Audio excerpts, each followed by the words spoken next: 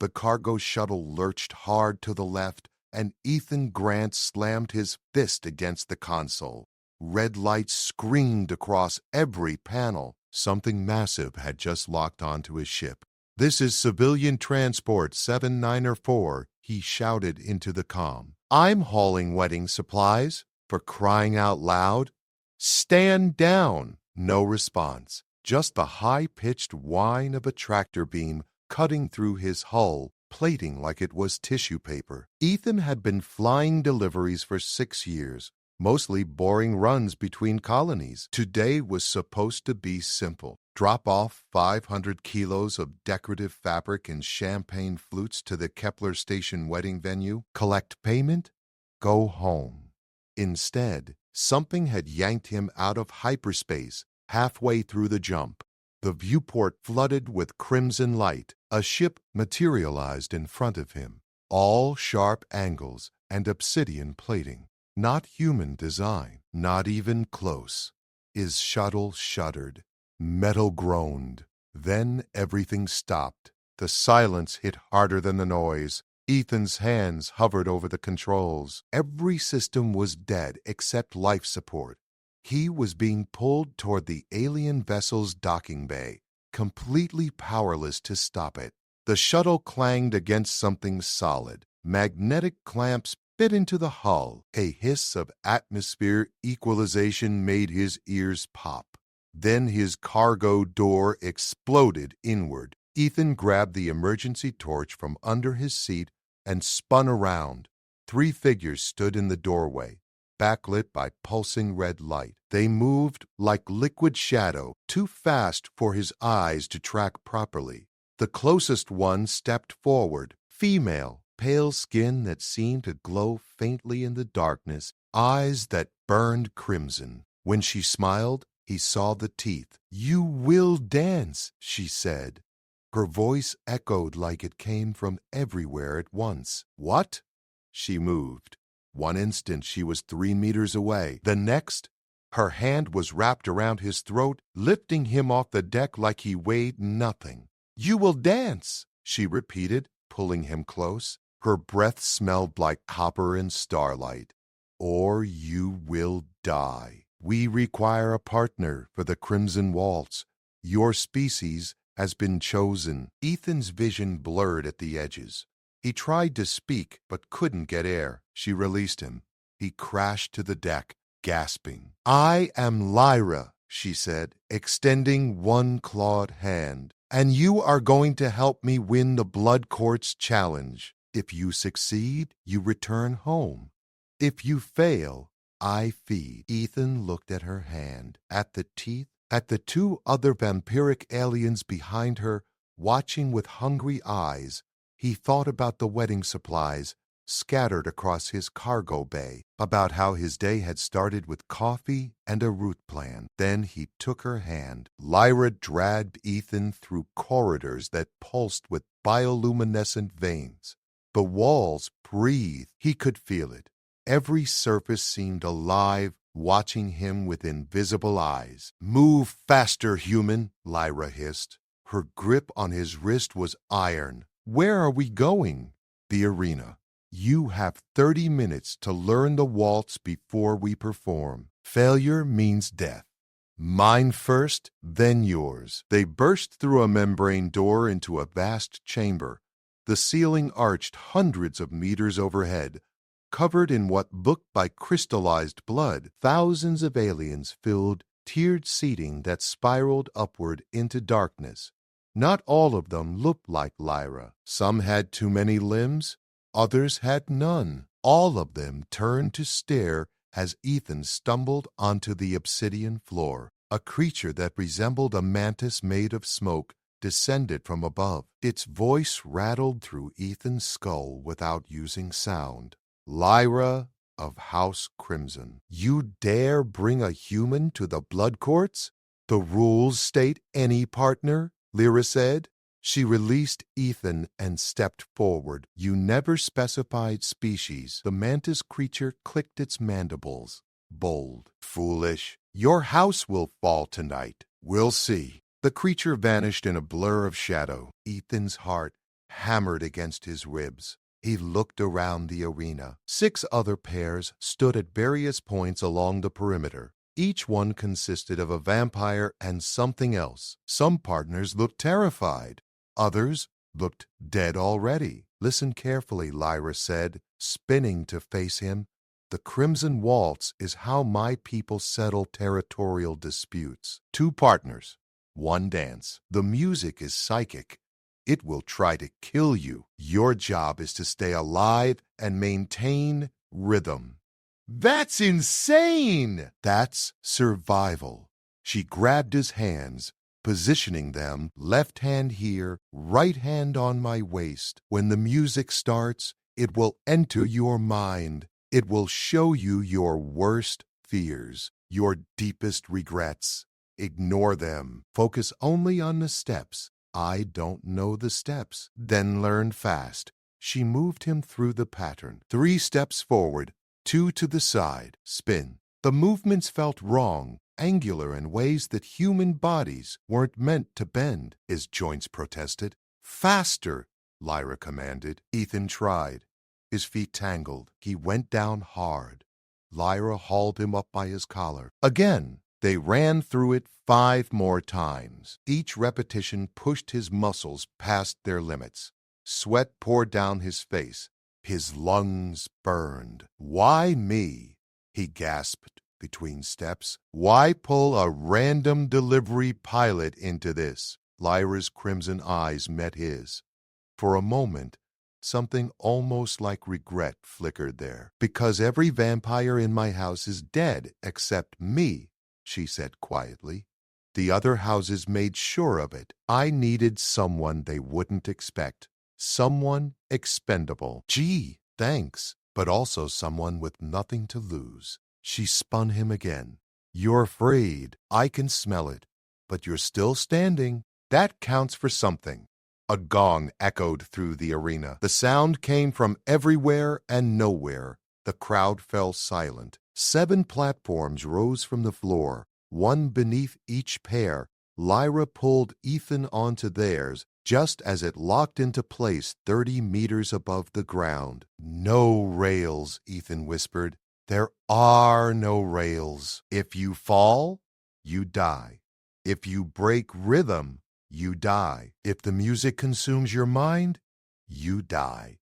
Lyra positioned his hands again. "Stay with me. Match my breathing. Forget everything else." The first note hit. It wasn't sound. It was sensation. Cold fingers scraped through Ethan's brain, pulling out memories. His father's funeral. The colony fire. Every failure catalogued and displayed. He stumbled. Lyra yanked him back into position, her inhuman strength keeping them both on the platform. "Focus," she commanded. The music swelled. Around them, the other pairs began to move. One couple, 3 platforms over, missed a step. The vampire partner dissolved into ash. The other creature fell screaming toward the arena floor. Ethan forced his eyes forward. Lyra's face, her crimson gaze. Nothing else. They began to dance. The music clawed deeper into Ethan's mind. He saw his mother's face the day he left Earth. The disappointment, the unspoken accusation that he'd chosen stars over family. His left foot missed the mark. Lyra compensated instantly, shifting her weight to guide him back. Her movements were perfect, inhuman grace that made the impossible steps look effortless. "The music wants you to remember pain," she said. Her voice cut through the psychic assault. "Give it nothing." Another platform to their right went dark. The vampire there had frozen mid-step, eyes glazed. The music had won. Both partners toppled into the abyss below. 5 pairs left. The tempo increased. The steps became more complex. Ethan's muscles screamed. His spine bent in ways it shouldn't, but Lyra held him, her grip anchoring him to reality when the music tried to drag him under. "Why are you helping me survive this?" Ethan gasped. "You said I was expendable." "I lied." Lyra spun him. "If you die, I lose. If I lose, House Crimson dies with me. You're the most important human in the galaxy right now. The irony would have made him laugh if he had the breath. A screech tore through the arena. One of the mantis-like aliens lunged at its vampire partner, driven mad by the music. The vampire tried to dodge but couldn't break the dance pattern. Claws ripped through pale flesh. Both went down in a spray of dark blood. 4 pairs. The music shifted again. This time it didn't show Ethan memories. It showed him futures, versions of himself dying in every conceivable way. Crushed, burned, torn apart, the visions came so fast his brain couldn't process them. He felt his knees buckle. "Look at me," Lyra commanded. She pulled him closer, their faces inches apart. Not the visions, not the fear. Me. Her eyes blazed crimson.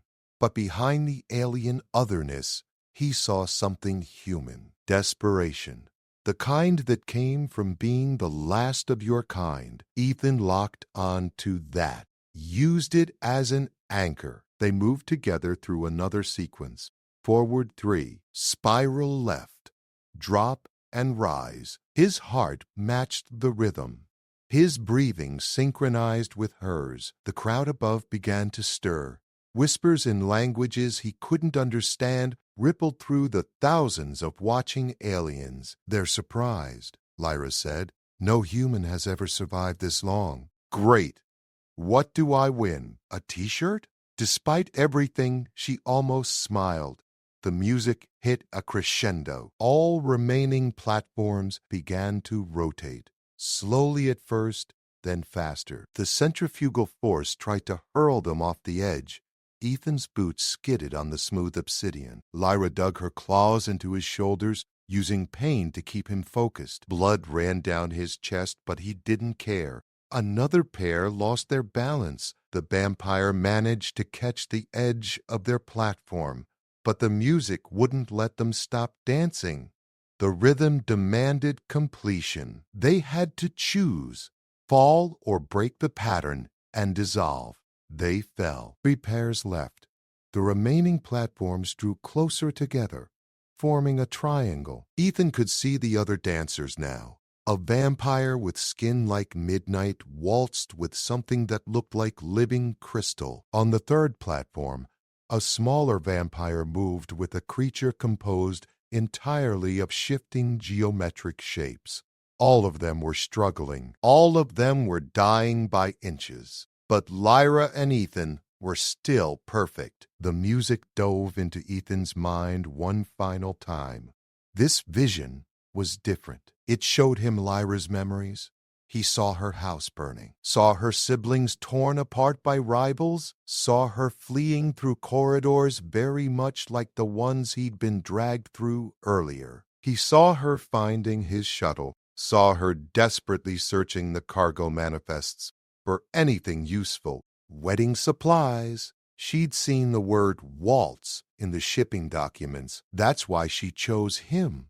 Pure desperate chance. The absurdity of it broke through his fear. A laugh bubbled up from his chest. "You grabbed me because of a shipping label," he said. "I grabbed you because the universe gave me one option." Lyra spun him hard. "Now prove it was the right one." The final sequence began. All 3 platforms locked together, forming one large circle. The remaining pairs had to navigate around each other without breaking rhythm or colliding.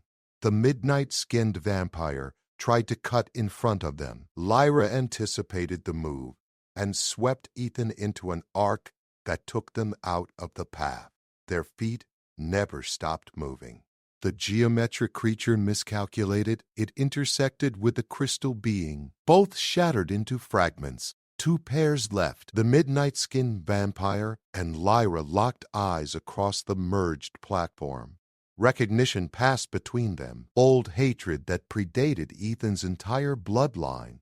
"Kade," Lyra said. The name came out like a curse. "Last of the Crimsons," Cade replied. His voice was smooth poison. "I'll enjoy watching you crumble." The music intensified. It abandoned subtlety and went straight for the kill. Ethan felt it trying to shut down his heart, actual physical pressure crushing his chest from the inside. He gasped, missed a step. Lyra caught him before he could fall, but the stumble cost them. Their rhythm fractured for half a beat. The crowd erupted. Some cheered, others screamed in alien languages that hurt to hear. Katie and his crystal partner pressed their advantage. They moved closer, forcing Lyra and Ethan toward the platform's edge. The dance didn't allow for retreat, only specific patterns, only predetermined steps. He's cheating, Ethan wheezed. Driving us off. There are no rules about spacing, Lyra said. Only rhythm matters. Cade's partner suddenly lashed out with a crystalline appendage. It wasn't part of the dance. Pure aggression. Lyra twisted, taking the blow across her shoulder instead of Ethan's throat. Dark blood sprayed across the obsidian floor. She didn't break rhythm. You're bleeding, Ethan said. I'm vampire. I'll heal. But her grip weakened slightly. Keep moving. The music showed Ethan something new. Not a memory or vision. A pattern. The underlying mathematical structure of the dance. He saw it like a blueprint hovering in his mind. There was a gap, a space in the sequence where two partners could occupy the same position if they timed it perfectly. Trust me, Ethan said. What? Just trust me. He led for the first time since the dance began, pulled Lyra into a variation she didn't expect. 3 steps forward became 4. The spiral became a straight line. Cody saw the change and smiled. He thought they were panicking, breaking form. He moved to intercept, positioning himself exactly where Ethan knew he would be. Ethan spun Lyra at the precise moment. Her momentum carried her around in a tight arc. Her leg swept out, not part of any attack, but simply following the modified pattern. It caught Katie's crystal partner mid-step. The creature stumbled, tried to recover, but the music was absolute. One missed beat meant failure. The crystal beam shattered into dust. Cade screamed, tried to continue alone, but the dance required 2. His body began to dissolve, starting with his extremities. Fingers turned to ash, then hands, then arms. You changed the steps, he hissed at Lyra. Impossible. No one knows variations. I didn't, Lyra said, looking at Ethan with something like wonder. He did. Cade's legs gave out. He collapsed into a pile of ash that the arena's air circulation swept away. The music stopped. Silence crashed down like a physical weight. Ethan and Lyra stood alone on the platform, his hands still on her waist, her claws still gripping his shoulders, both of them breathing hard. Then the crowd exploded. Not all cheers. Many screamed in rage. Bets had been lost. Houses had fallen. The mantis creature descended again. Its psychic voice rattled through everyone's skull. Lyra of House Crimson stands victorious. The human survives. The alliance is recognized. Alliance? Ethan said. Lyra pulled him closer. The dance isn't just combat. It's a binding ritual. You're part of House Crimson now? I'm what? Congratulations. Your vampire nobility. The platform began to descend. As they dropped toward the arena floor, Ethan noticed something. Other vampires were emerging from the shadows. Dozens of them. They wore crimson markings, similar to Lyra's. I thought you said everyone in your house was dead, he said. Everyone with pure bloodline, Lyra corrected. These are the scattered ones, the forgotten branches. They'll follow strength. We just showed them strength. The platform touched down. The gathered vampires knelt as one. An older vampire stepped forward. Scars covered half his face. My lady, he said to Lyra, House Crimson lives again. Lyra nodded. Then she looked at Ethan. We have a problem, she said quietly. Just one? Kade was House Midnight's champion. By killing him, we've started a war. They'll come for us with everything they have. Ethan thought about his shuttle, about the wedding supplies still scattered in the cargo bay, about how 12 hours ago his biggest concern was traffic delays. How long do we have? He asked. Based on their fleet position, 6 hours. Then we'd better get ready. Lyra's expression shifted. The desperate survivor from the dance faded. Something harder took its place. A general, a warrior. You're taking this well, she said. I'm a delivery pilot. I adapt. Ethan looked at the assembled vampires.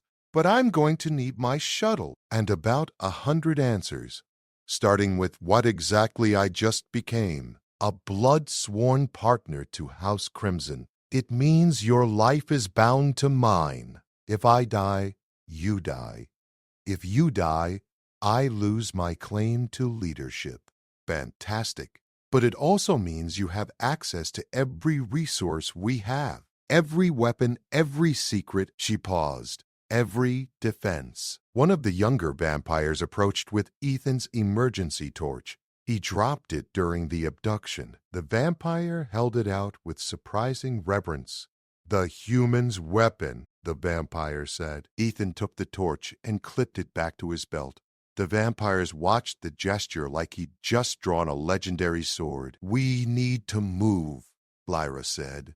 She gestured, and the gathered vampires scattered in different directions with military precision. House Midnight has 17 warships. We have 3 that still function. The math isn't favorable.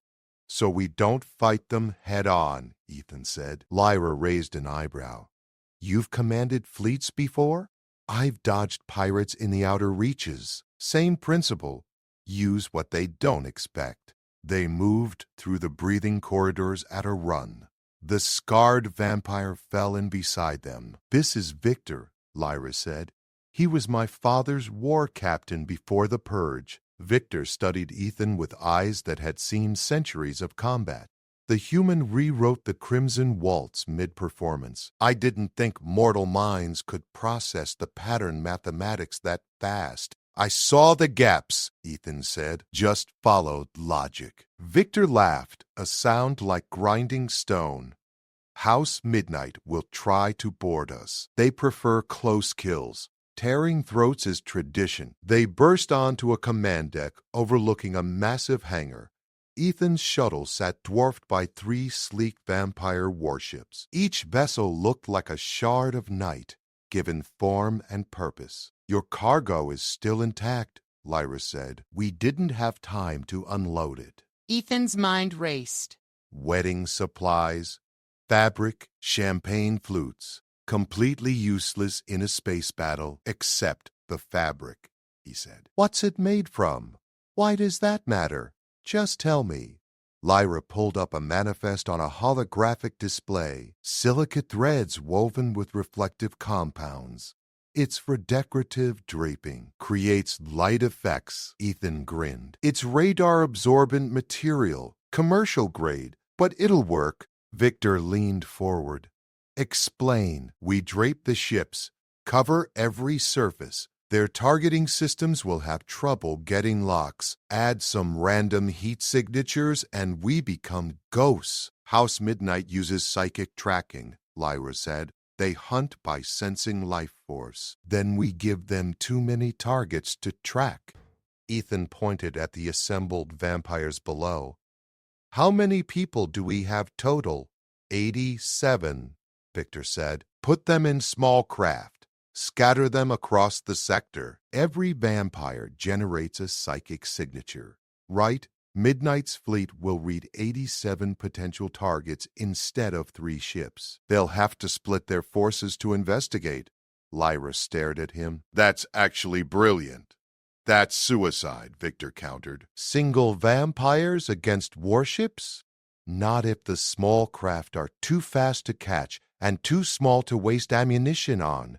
We're not trying to win. We're trying to survive long enough to escape. Escape where? Lyra demanded. They'll hunt us across the galaxy.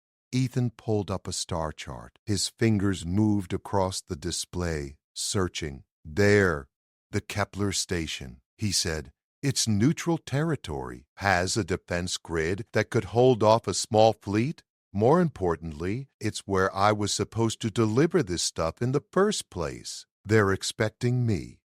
A human station won't protect vampires, Victor said. They will if we show up as wedding guests instead of warriors. Ethan expanded the timeline. The ceremony starts in 4 hours. Hundreds of ships will be arriving. We slip in with the traffic. Hide in plain sight. Lyra's expression shifted from skeptical to calculating. House Midnight won't attack a human civilian station. It would start a war with your species. Exactly. Victor crossed his arms. And then what? We hide at a wedding forever? No. We buy time to regroup, to plan, to find allies. Ethan looked at Lyra. You said other houses exist besides Midnight and Crimson. They can't all be happy with Midnight's dominance. They're not, Lyra admitted, but they're terrified. Midnight has spent decades consolidating power through fear. Then we showed them fear has an alternative. Ethan pulled up the specs on the vampire warships. How fast can we modify these? For what? Every ship that enters Kepler Station gets scanned. They'll detect weapons. We need to look civilian, strip everything offensive, keep engines and shields only.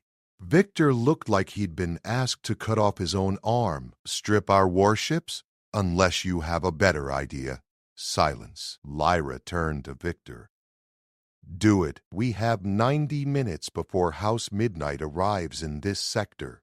The war captain nodded reluctantly and began barking orders. Vampires swarmed over the 3 ships like ants, pulling weapon systems and replacing hull plating. Ethan moved to his shuttle. The cargo bay doors stood open. 500 kilos of fancy fabric spilled across the deck. A young vampire approached. Female, barely out of her teens by vampire standards. I'm Claire, she said. Lyra assigned me to assist you. Can you sew? Claire blinked. What? Sew, stitch, connect fabric together. I've lived 300 years. I've learned many skills. Good. We need to turn this into ship camouflage in the next hour. They worked frantically. Claire's inhuman speed helped. Her fingers moved in blurs, stitching reflective fabric into massive sheets. Other vampires joined them, following Claire's instructions. Ethan coordinated the draping pattern. He'd done emergency repairs on freighters before. Same concept, different materials. Lyra found him 40 minutes later. Her shoulder wound had healed completely. Victor reports we're ahead of schedule, she said. The ships will be ready. So will the camouflage. Ethan gestured at the nearly complete sheets. How are you holding up? I went from last survivor to leading a house again in under 2 hours. I'm processing. Yeah, I went from delivery pilot to vampire nobility. Also processing. She laughed. Actually laughed. The sound seemed to surprise her as much as him. When this is over, she said, remind me to properly thank whoever was supposed to receive these wedding supplies. An alarm shrieked through the hangar. Victor's voice boomed over the comm system. House Midnight detected at sector boundary. 17 ships inbound at maximum speed. Time to intercept? 8 minutes. Ethan and Lyra ran. The 3 vampire warships, now draped in wedding fabric and stripped of weapons, launched from the hangar alongside 74 smaller craft.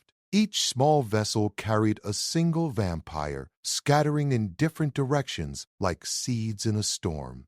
Ethan strapped into the command chair of the lead ship. Lyra took navigation.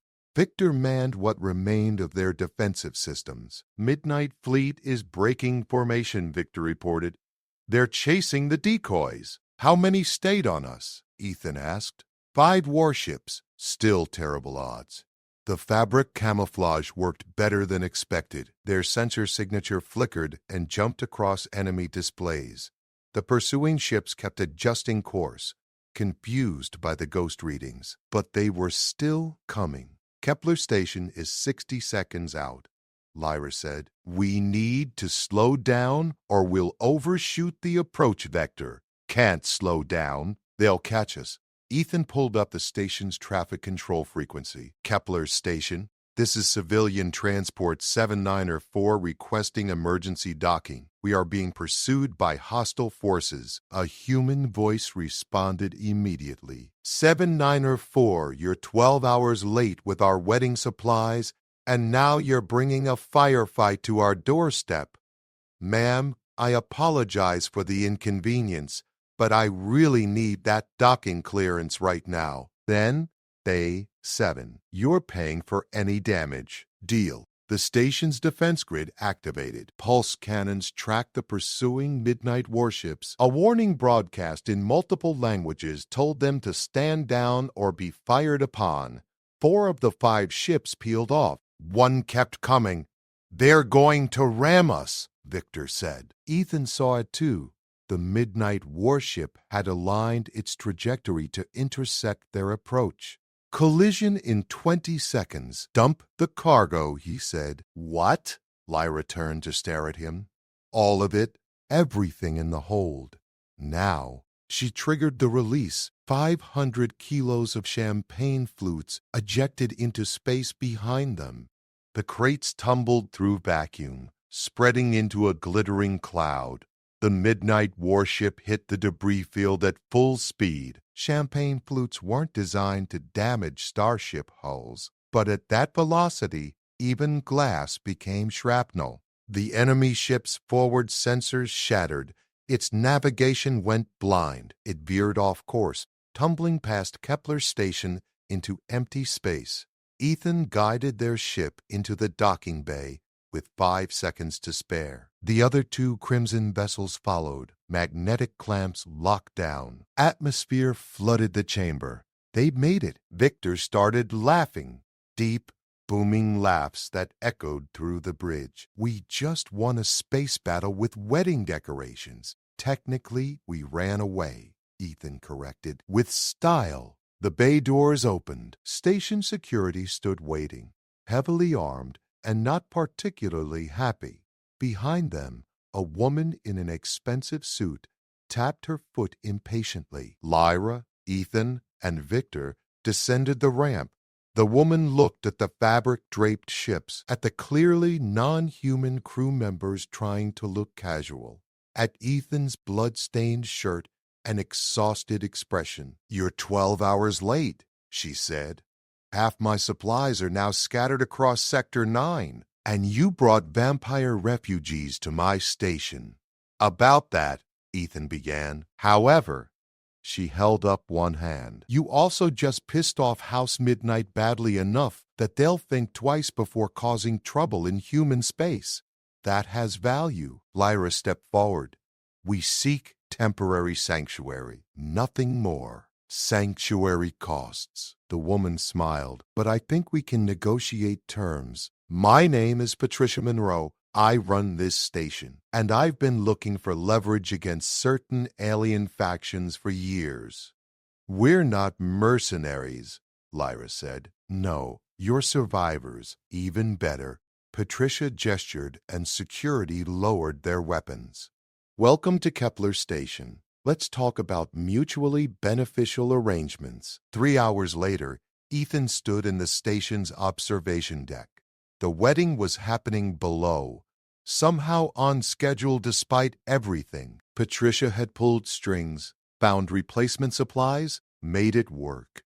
Lyra joined him, now wearing something closer to human clothing. She'd adapted fast. Patricia offered us quarters, she said. Long term if we want them.